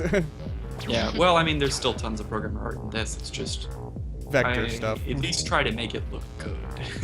It's definitely the aesthetic style is something I really like about this game actually. Thank you. I feel so awkward. I'm staring at chat because I can't watch the game. Oh yeah, we don't. Oh, I'm sorry. We don't want you to have a seizure in the middle of me playing Yeah, this. That'd be bad. I'm listening, and I know approximately what's going on by what y'all are talking about, so it's okay. It's just I feel awkward. I'm not speaking out against anything, if that makes sense. Okay, it definitely looks like green buildings are the ones that have the few strong enemies, which are a lot easier to stay away from when they're until that one got behind me. Okay, green building. Let's try that again. Again, with the weapon type I have, I'm much more effective against singular strong enemies than I am hordes of shit. Because I can usually keep them away from me and just blast them down, you know. Mm-hmm. Yeah, I did not. Oh, jeez, he scratched me and that hurt. But I definitely want to try to find a weapon with explosive splash damage. Ah, damn it, I'm still failing. But sure. I'm I'm also playing this at 720 windowed instead of the 1080 full screen that I normally play at. So I'll blame that for me failing. I don't actually play windowed games very much. It feels really weird to me. So did you notice that you can actually shoot the affixes off the enemies? So for instance, That mine dropper? the mine link. Right, you can shoot the mine that's on his back, and he will no longer be able to drop mines. No, I didn't know that. I just usually focus on killing it. Right, and that's completely understandable. The same thing with this guy right here. If you can spot the little orb above his head, which is kind of hard to see. Can you shoot off the knock damn the shield generators? Yeah. Okay, I want to know that then. That's good to know. 'Cause those Yeah, are horrible. Yeah, or if you at least target the enemy that's granting the shield, he makes all the ones around him much easier to kill. Okay, I think I might survive this. I had to play in God mode because I was straight up like, you know what? If I don't, I'm gonna die immediately. Hacks. Well, I attacked, I think it was only like a level 17 building, and I was just like, let's see what happens. And my game started lagging terribly because I couldn't kill anything quickly enough, and it just kept spawning, and I wouldn't die. And I was like, well, that was a mistake. Yeah, It was awful. That's actually something I'm adding in my newer build is that you can't have more than like, I don't know, something like 20 or 30 enemies on screen at once. It started lagging after 20, so I would cap that because this computer that I'm on right now is actually really good, so it shouldn't have been doing it that badly, but it was like, hey, we can't handle this. Okay, thanks. Oh jeez, I found the enemies I was missing. Oh god. That scared the crap out of me. Were they on the like, roof above you or something? Yes, and I just got like a leap of death into my face when I jetpacked up there. Oh, yeah, So the, like terrifying, like right Oh, spiders wow. in my face. Yeah, I jumped. No. That scared me pretty badly. I think I have Might be- no. Might be better approach from a safe distance. Yeah, I need to get more hack range so I can do that more effectively. There has been a couple times with these oval buildings where I would have one enemy left and it doesn't exist. I believe it's probably stuck inside the building. I've had that happen to me like 3 times last night on these. It always happens on these like oval buildings to me. Oval and the circular ones. It's just the okay. That's interesting. I checked on top of it, all around it, every inch of my available hack area. I could not find the one remaining enemy. So if it's inside the building, which shouldn't happen because they always spawn outside of them, they should be able to just walk right out of it if they're inside of it, the same way that the shark does. I'm not sure. I was really confused by it. It happened to me 2 or 3 times. And I was like, Yeah, if they fall through the earth or something like that, then that could be a problem. Actually, in the new build, I just added a thing to where if they are outside of the hacking radius or at the end of the hack, and it does count the Z-axis that time, they will respawn, basically. that's good. I don't know if it's too widespread or if I just got really unlucky and got a very rare bug twice in one sitting, so. It's pretty rare, and you can fix it extremely easily by just canceling the hack. Yeah, exactly. I was able to beat him that way. But it was on very high level ones. I was amazed I got that far in the first place down to one enemy. I'm like, oh, I almost beat it. Because again, I tend to go for stuff that I probably shouldn't because I'm greedy and want better items and more money and more experience. Well, have you put points in the loot find? Yeah, quite a bit. I have, how much loot find do I have right now? I put more than 2 points into it. What happened? Weird. Maybe I know your I have items some. give you some. I know I do have some loot find items, like a 45% loot find item, which is real nice. And Oh no, you have 8 points in the loot find here. The 2 is into health. oh, okay. I'm looking at a smaller screen than I normally do. So I'm gonna try to fight the big evil EA just for fun. Go for it. I can kill one of them. Oh. They sneak up behind me and they get me. If I can keep them out of range, I can actually kill them in 3 or 4 shots with this weapon, but Nice. it is a real nice weapon. It's good experience even if I just die repeatedly. It's actually faster experience than fighting things I can beat. So one of the things you can try on that one is hacking a nearby building just to distract enemies. Yeah, that's a good plan. Oh, I stopped. I just stopped at the building. You don't stand still, then those things just one-shot you. I ran into a building, stopped, deaded. The ranged ones have very good accuracy if you stop. Yeah, they do. They are bloody snipers. I love how they pop up from the knockback. It's kind of amusing. So we were talking last night about the different building colors and what they signify as far as enemies and whatnot.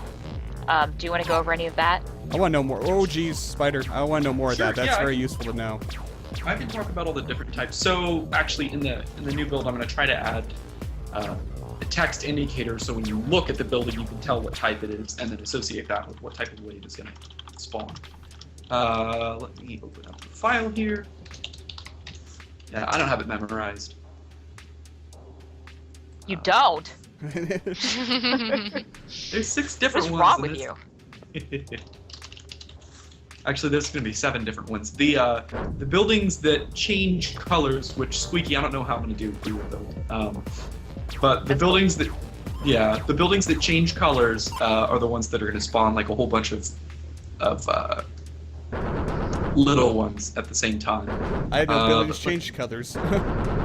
None of them do in your build, but they do in the new one. Oh, okay. Okay, so... Oh, come on, where's the... Alright. Okay, so yellow, anywhere from yellow to red is the weapon type building, and those spawn 1 very powerful sniper and 2 spiders to guard it. What color buildings? For anywhere from yellow to red.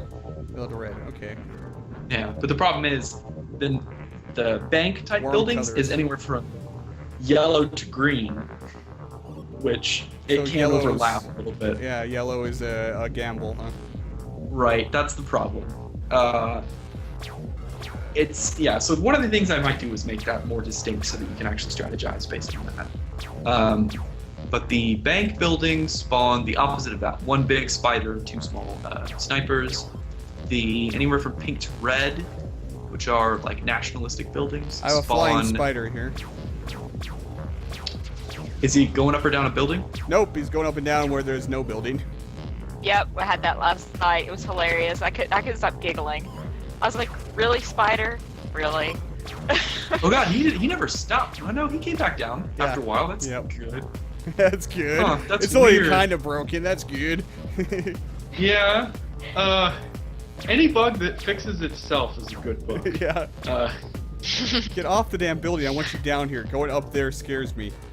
right. I did just add their ability to climb up and down buildings, and I won't lie, there's a little trouble with it, but It's it very works pretty well. alpha in that functionality.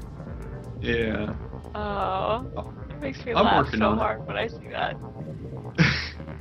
Yeah, I got So, 8 yeah, enemies the- left. If they're all on top of the building, that's horrifying. Just jump up out of their jumping range, right? So that they can't all jump you right away. Yeah, 1 hit from any of them will kill me, but They are going to be all up there. Oh man. See if you can use your jetpack. Oh no, one's coming down. yeah, you're a little behind. Oh, damn sniper got me in midair. Jesus. Oh. Alright, well, I think that's enough for BalckIce for today. Let's go ahead and go back to that. So if you want lots of little ones, look in between anywhere from pink to purple to blue. Should be lots of little ones. Okay, I'll avoid those ones unless I have explosive. If you have explosive weapon, those ones are real easy. Right. And then it should be, yeah, this one right here. Anywhere from light blue to dark blue. Not pinkish, but like light blue. But not all the way to steal teal. that or- text file from you at some point. It's very useful to know. Yeah, 'cause there are certain, a lot of details. Yeah, and there's certain weapons are definitely more suited to those different spawn types than others. Yeah, and it just depends on what sort of stuff, how you like to build your character as well. So make sure to drop your link in chat to where people can find this game. It's for like Yeah. all platforms. You can play it in the browser. There's Windows download, Linux, Mac, which is by far one of the biggest pluses to Unity is that easy cross-platform ability. Oh yeah, it's super easy to set up. I mean, that's why Unity started as was like mobile, cross-platform mobile, then expanded to like everything, and now it's kind of big into the mobile world. It was pretty impressive, and now it's just insanely good for that kind of stuff. So BalckIce for Android, is that going to happen? You know, it could.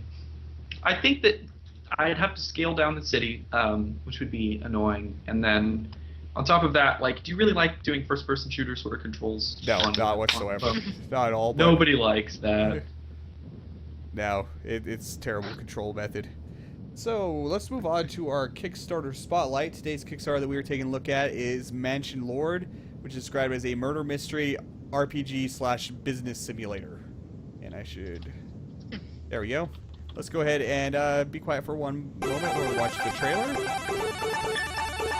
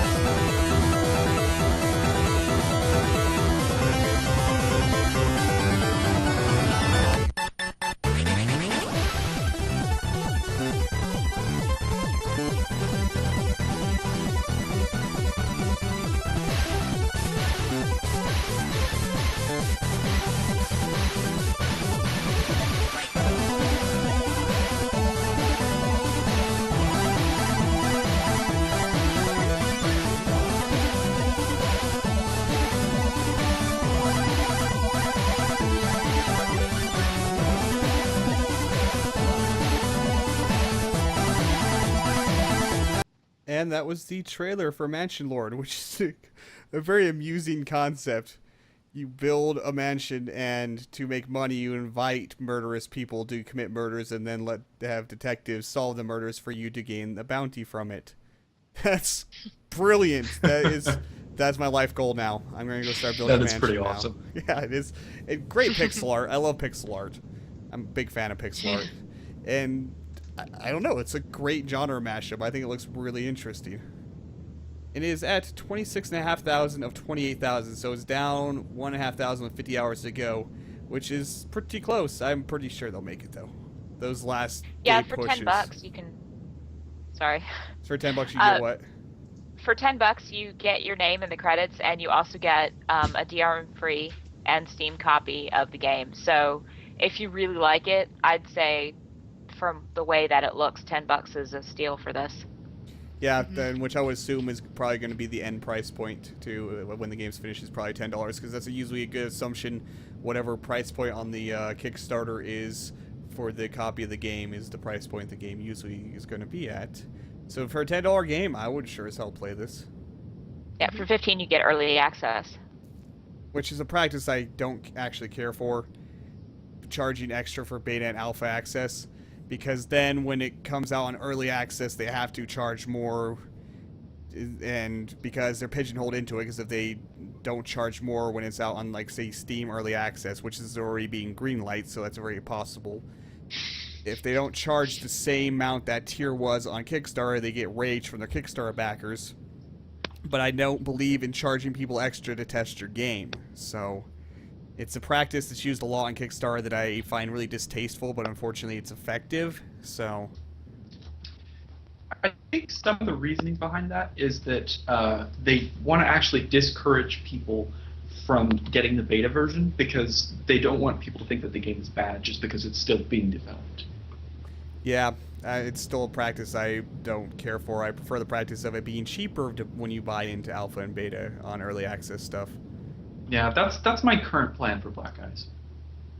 I do kind of wish I had some extra money I could throw at this and get myself put in the game as one of the murderers. That would be amazing. I don't know which tier that is. Let's see here. Design your own room. $500. Somebody in chat donate me $500 so there can be a pixelated version of me murdering people in this game. That would be wonderful. Oh my god. Uh-oh, somebody timeout hired help. Just kidding. Oh wait, I didn't. Did I link this? No, you guys linked it though. Okay. Yeah, we linked it. I had it on my clipboard to link it, but I never did.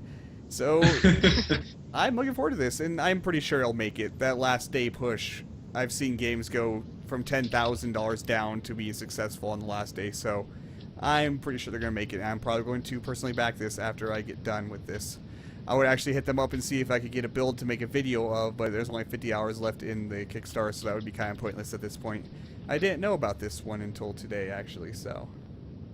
Oh, that's right. You were saying that you had one in mind and you couldn't remember it. Which then I did remember it. It was Festival of Magic, which I did a video of, but they actually canceled their Kickstarter, so... What happened? Bad timing. It wasn't going well. They still had time. It could have still pulled from behind, but... it was just bad timing. Holidays, new console launches, all kinds of stuff. It was just bad timing, so they're going to relaunch after, like, sometime January, February. They're going to relaunch the Kickstarter. So I will probably make a video of it again then, so.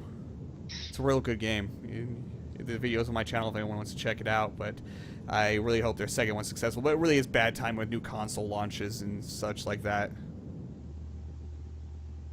And they had a much higher goal than like this 28,000. It was like 250,000 for that game. So for a high goal project like that, it was bad timing to be doing that when everyone's dumping money in new consoles, new console games, and Christmas shopping and holiday shopping. And yeah, it was a bad idea. A game that at $28,000 goal like that can get by during this time of year, but it was bad for a high budget game.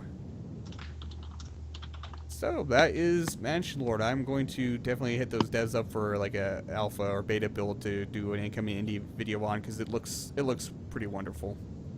Yeah, that would be cool. I don't do well with games like that, but I could see how it would be a lot of fun for people who like. Oh gosh, I can't remember the the tycoon type games, I guess. Yeah, that's kind of what it is. Business sim. It's got the business sim Yeah, I'm not. elements. I'm so bad at business sim games. I get So bored am I. because I'm like, I need somebody to do something for me because I have no creativity left to place a freaking roller coaster. Like, I can't do it. Yeah. But that's why I kind of, I get a little bored of those games as well. But that's why I like with this the genre mixing, where it's RPG and Clue mixed into it, would definitely make it a lot more interesting, I think. Jen, I don't think you saw what I said. She's asking what's the difference between the 15 tier and the 20 tier. At the 20 tier, in addition to everything you get in the 15 tier, you also get 4 additional detectives. But the early bird is exactly the same. Everything else is exactly the same, but you get 4 additional detectives. So that's why 32 dinguses are spending an extra $5 on the $20 tier. Yeah. It says 4 additional detectives in the $15 tier Yeah. as well.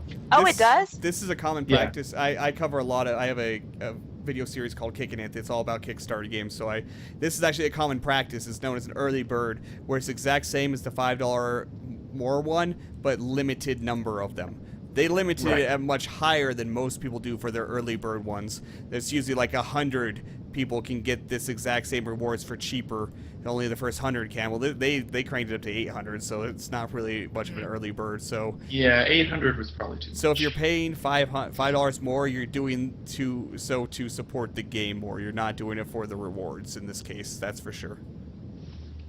That's a very common thing. I don't know. It started, I don't know, maybe 4 or 5 months ago. I started seeing Kickstarters use that, and Kickstarter, people go up on Kickstarter, research other Kickstarters closely and how they do their rewards and stuff. So if something gets started on Kickstarter, quickly becomes standard practice like that. So. Oh, thanks, Juju. All right, so that's great. I'm going to back it after this podcast, actually. Not by 500, unfortunately. Oh, put. I could just put my credit card, and my wife won't notice until the next payment, next statement. Next month, yeah. Yeah, And so then you'll be dead. Yeah, I'll still have a place to live until then. So Is she take over the listening to podcast, you right guy? now? no, she doesn't have any interest in video games. So this whole thing, she has no idea what's even going on. I just say I'm going to do my podcast. Okay. Just Can I means take she needs over to if you find die? a different type of video game that she likes. Yeah, well, she plays some Facebook games. Oh shit, my phone is not on silent. Pro I tip. just heard it whistle. Yeah, pro tip. Yeah. Silence your phones before doing stuff like this. I'm surprised it hasn't gone off more than once, actually. It's the first time it went off. But yeah, so I'll just go move in with hired help at that point, so I'm good. If you have to disappear, I'll totally take over the podcast. All right. Yeah, you love podcasting, so. I've done it. This is the 5th or 6th podcast I've been on, but it's like I've run 2, and I'm in talks to run a 3rd one. So yeah, I like it. But I'm they weird weren't with that. gaming ones before, were they? No, the very first one I was on is now the whole website and business that's known as Gun Nuts. I started that in 2008 at the suggestion of Cam Edwards. He's the NRA News radio host who he does his podcast every night, and the guy that I was working with. A lot of stuff went down, bad blood. Not going to go into it, but he turned it into a brand. And I'm not a part of that one anymore. And then a lot of podcasts crumble because of stuff like that. That's happened to a lot of podcasts, I've noticed. yeah, he was kind of a jerk, so I'm okay with it. And then the second one I was on, we called it BB and Guns. Of course, they're both like gun related because that's the other internet group I hang out with. But she was also a co-host of Gun Nuts after me. And then when she left, we decided to do a podcast together because we both quit Gun Nuts for the same reason, because the guy was a jerk. And so we were like, well, let's do one together. And then that one kind of fell off. And she's on another podcast now that's been going successfully for a couple of years. And I've been in talks to do one with some other friends called Useful Idiots, where basically, you know how everybody has something that they're really interested in, but they're not technically qualified to do, but they can talk about it for hours and hours if you get them started. Oh, like me in indie games? Yeah, or me and medical stuff. Like it's that kind of thing. So people talk about, gunsmithing or medicine or games or whatever it is that they're so interested in, but they don't do it for a living and they don't have any qualifications. It's just it's an interest podcast more so than an authoritative podcast. So we're like something you have but talking have about no actual talent. Yep, that's me. well, you can have talent, you just aren't legally, able to do it professionally, or you don't do it professionally for whatever reason. It's just if you're really interested in something, you can talk about it. Like if you do independent research on a project, because we're nerds. This is what we do. This is like our nerd thing. So yeah, that's kind of where my interests have laid before this, which is why I got into, like AJ was saying, she got into gaming really late. So did I. So I played Nintendo and Atari and stuff when I was growing up, and then PC games. I think I got World of Goo was my first game on Steam back in 2010. Good game. Yeah, it's fun, but I was like, well, this is fun, derp derp, and then people started like, oh, you need to get this one, go get the Humble Bundle, and I started looking at other games, and I thought, well, yeah, okay, that's fun, and then I started watching somebody on Twitch late last October, I think it was, and then I started streaming in December, and it's just been a downhill slide from there. You got sucked into the world of indie games. I did. It's a wonderful world, though. Yes, it is. It's full of definitely. great people like Garrett. I am great people. He is. Indie Garrett's devs amazing. are in general. I will sing Garrett's praises forever for that mod. I will totally. The It was Squeaky no approved big build. deal. It was not a problem. But okay, people who do stuff like that and say it's not a big deal, like I totally get that. Like for you, it's not a big deal. But for end users who are used to being told deal with it, or well, sorry, sucks to be you, to have somebody say, hey, let me go ahead and just see what I can do about this since you brought it up. That means so much more. Like I'm getting choked up actually right now talking about it. It's a free indie game, but that shows you how little consideration there are for people who do have issues like that, and that's one of my major issues with certain people I've encountered in the gaming industry is that it's like you realize that the end users are the reason that you can be such an asshole, right? Because you can afford to now because of them, and you're not an asshole, which is amazing. And in addition, you're so little of an asshole, you actually fixed something for one person that can be used for more people. And that's friggin' awesome. I can't say enough how much that's appreciated. Plus, he did that in like half an hour, so clearly he's a game design god. Exactly. Yeah, it's just like he's like, it's just a hack job. I'm like, seriously? You're gonna like berate your own work like that? Okay, that's cool. You know? Well, I just went in and changed a couple of things real quick. It really wasn't a big deal. Yeah, well, once EA starts doing stuff like that, then we'll say it's not a big deal because it's trivial if they do it right, but yeah. Yeah, I can't code, so you telling me it's, that it's a hack job, I'm like, well, shit, I couldn't even begin to tell you how to do any of the stuff that you did. So you told me. Most of it was just picking a different texture. Like, I probably spent half of that time just trying to make the floor look not insane. Because, like, I had it just featureless black, and it looked like you were going to fall through it at any moment. That would be very vertigo-inducing, I'm sure. Yeah, the floor is kind of sky blue now, I think. Yeah.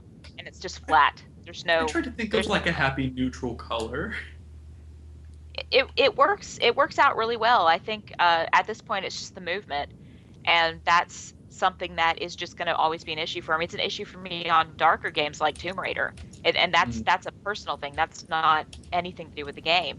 So yeah, the colors are solid now. The buildings, instead of being outlined in neon, they're solid.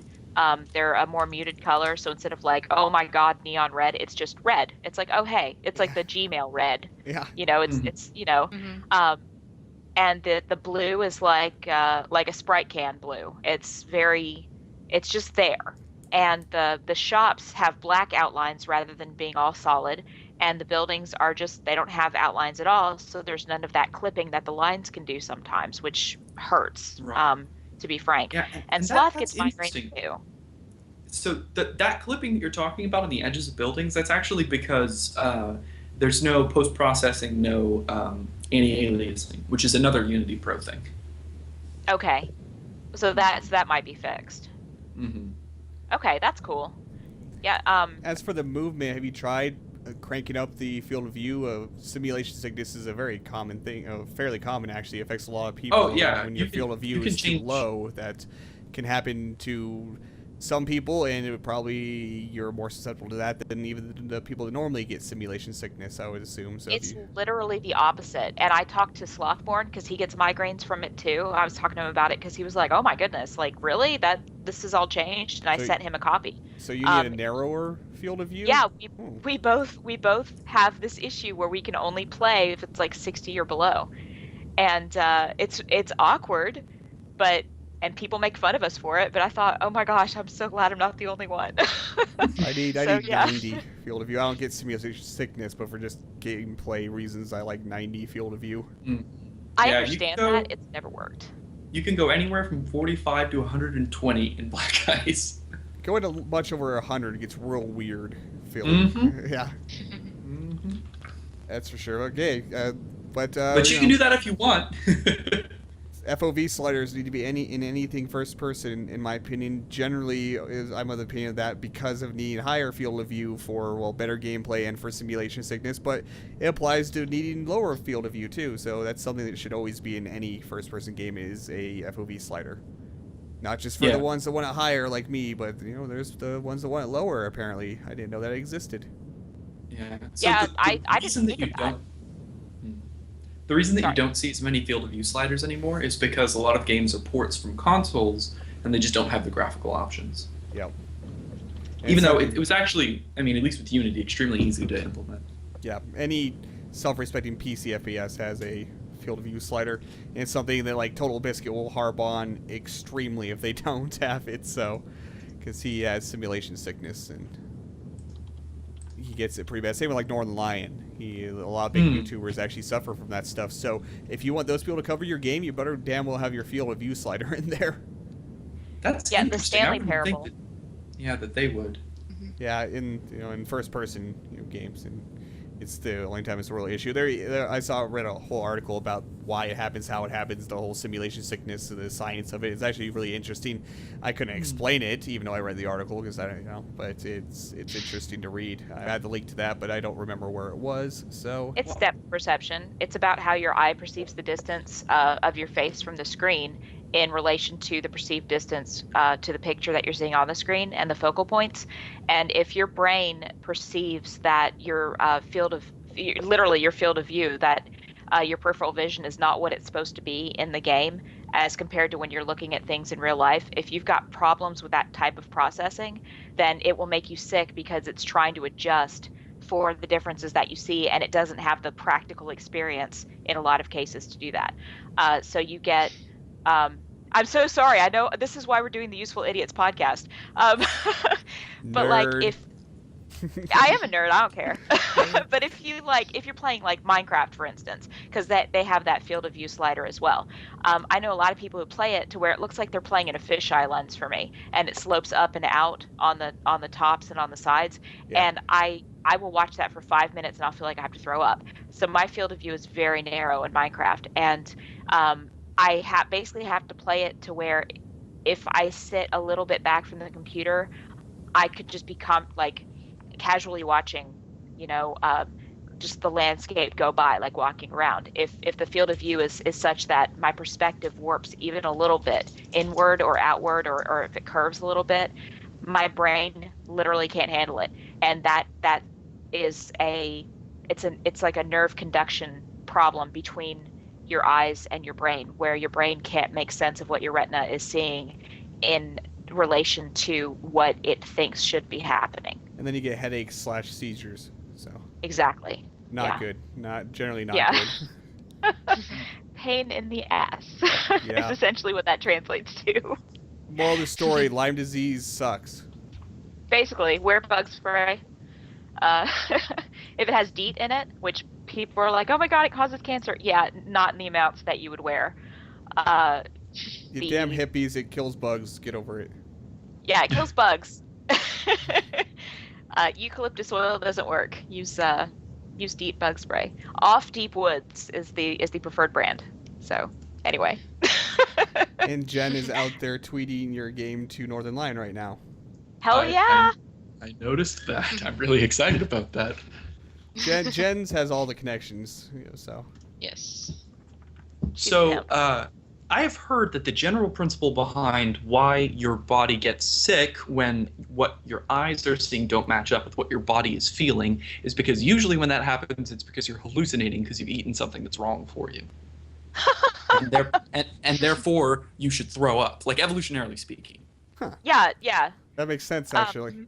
And your inner ears as well, because the fluid in your inner ears will go and unbalance if you've got stuff in your body that's not supposed to be there, because mucus production is part of what helps to flush toxins out of our body.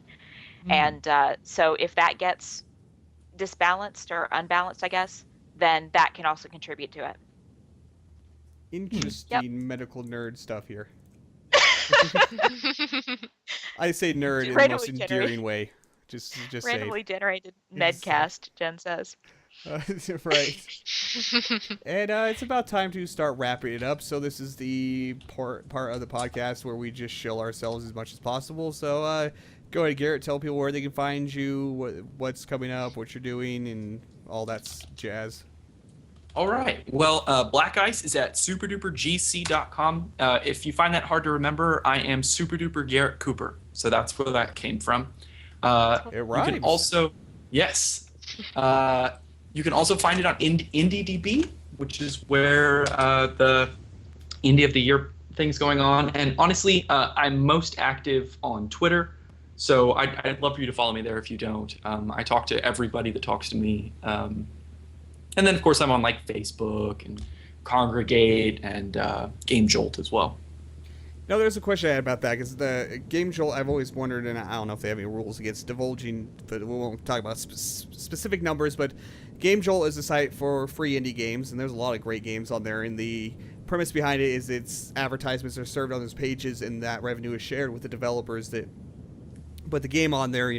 How many views your game's page on Game Jolt gets, is depends on what kind of revenue share you get from that, and is it any kind of significant revenue stream from that? Well, so I think I get, and I'm certain that this is in just the basic developer notes here. Let me make sure real quick. Yeah, so the developers get 30% of the ad revenue here. That's kind of terrible, actually.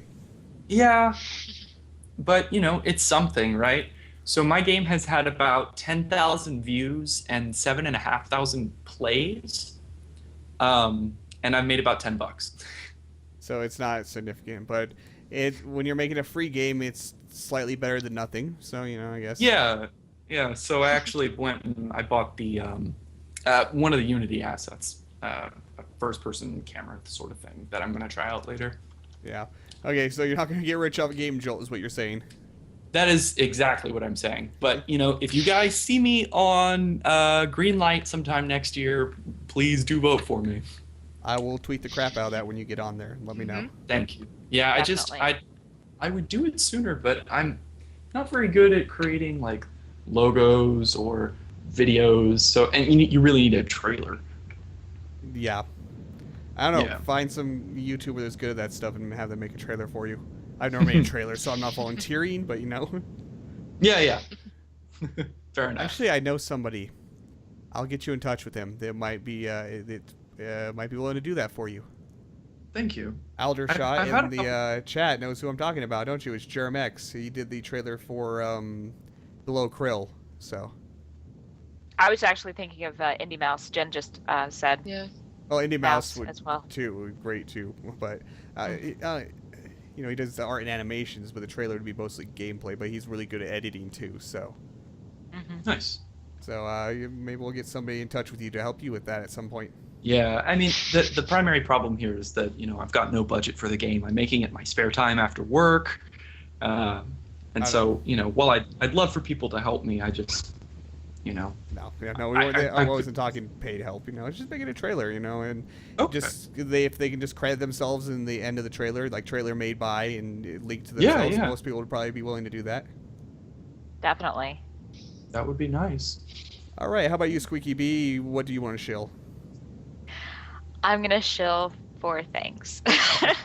Okay, first there is my Twitch channel, which you can reach by clicking on my name. But in case you're lazy like me, there's a link for you. Basically, what I'm doing right now is I'm playing through several games that people have given me. I'm on Walking Dead right now, as I said. I'm going to start Walking Dead Chapter 2.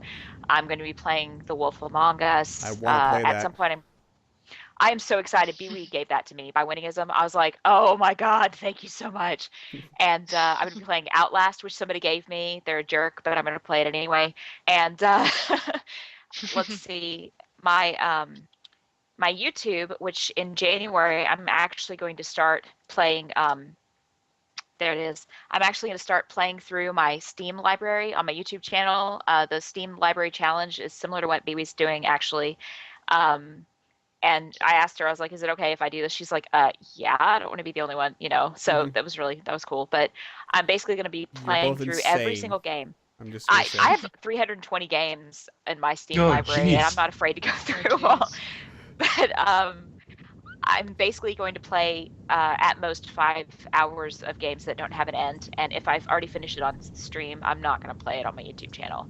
But I'm starting that in January, so I'm also looking for people to help me design a banner. But I've got a few people who have decided that they want to try to help, so that's cool. And then I have my Facebook page where I just basically update with stuff. It's not anything big, but I'm pretty active on Twitter. I check it at least like 5 times a day. Yeah, I'm that person. And so if you guys want to follow me on Twitter, that's like the only thing that isn't named SqueakyB. So, but I don't want to change it. Oh man, 5 yeah, times sounds like nothing to me. I'm on Twitter way too much. Yeah. I Say your URLs out loud for the Yeah. VOD. Say your URLs out loud for the VOD. Oh, sorry.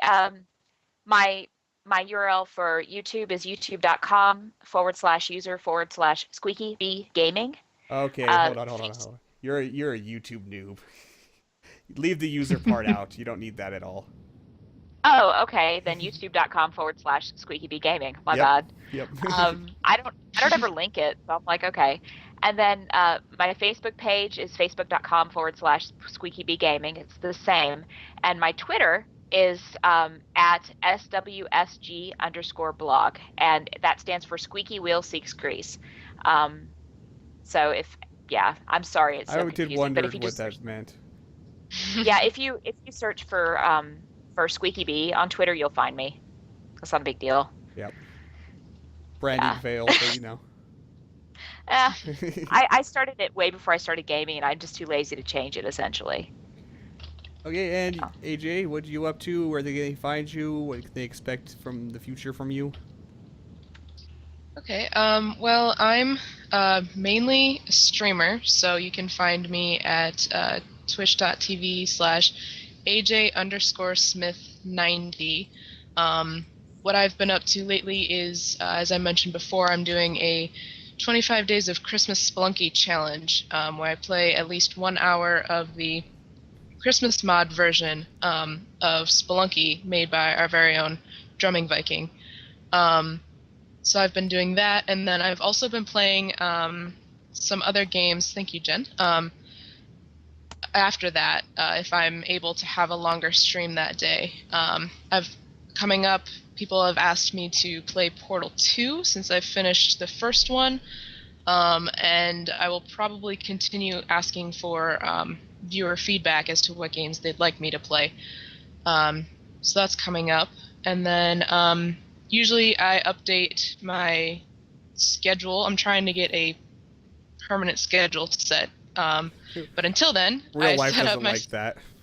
Yeah, real life doesn't like that.